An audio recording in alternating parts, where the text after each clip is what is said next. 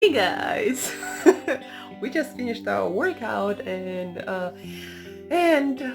I wanted to talk to you about this mind hack, this life hack that you need to learn if you are really serious about changing your habits for life.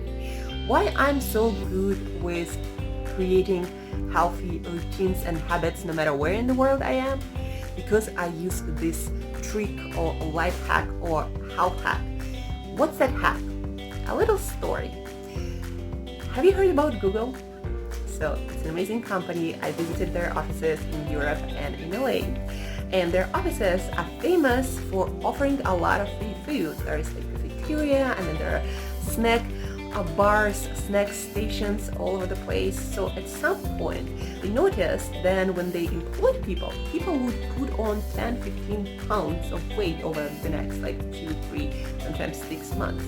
Why is that? Well, because food was everywhere and not all of the food, as you can imagine, was healthy and good for you. There were a lot of candies and sweets and donuts and all of that stuff.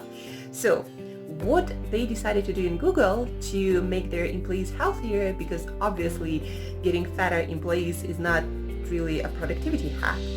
So they decided to hack the eating habits of their employees by doing things like putting the candy instead of a transparent jar into a jar that you couldn't see through, and the jar would also be not somewhere like right there, but somewhere further away.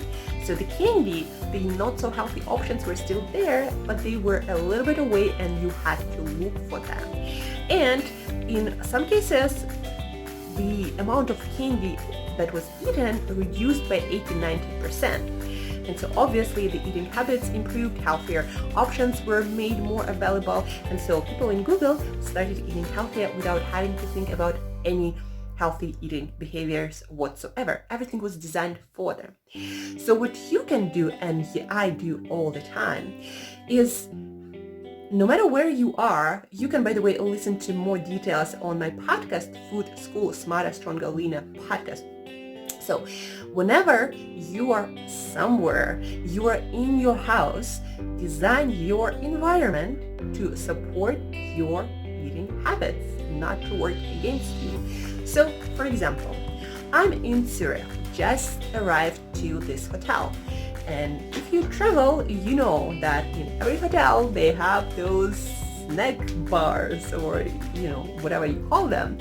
But in your fridge, you have sugary sodas, you usually have some candy, you usually have some nuts. And so what I do, while traveling for work or pleasure, a lot of times you don't control your behaviors that well, right? So what I do when I arrive at any hotel, I take the stuff out of my fridge.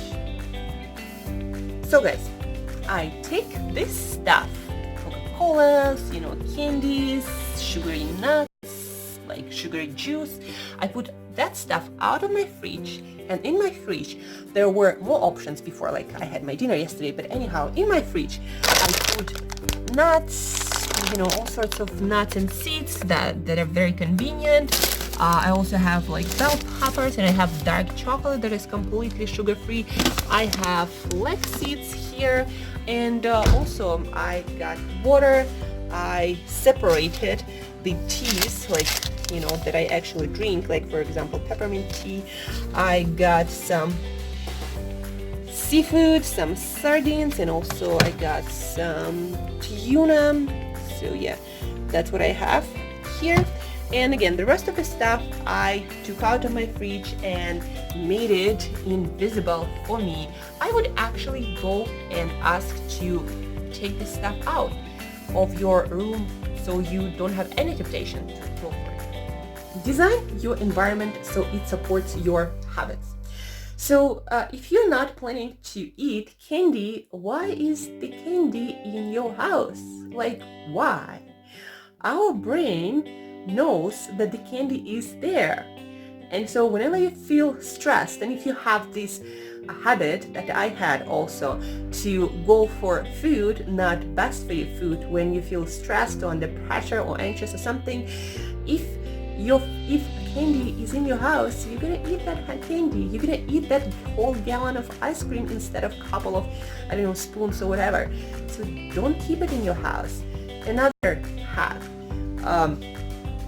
if you go shopping at certain food store and you used to buying not so good for you options, that maybe change your store.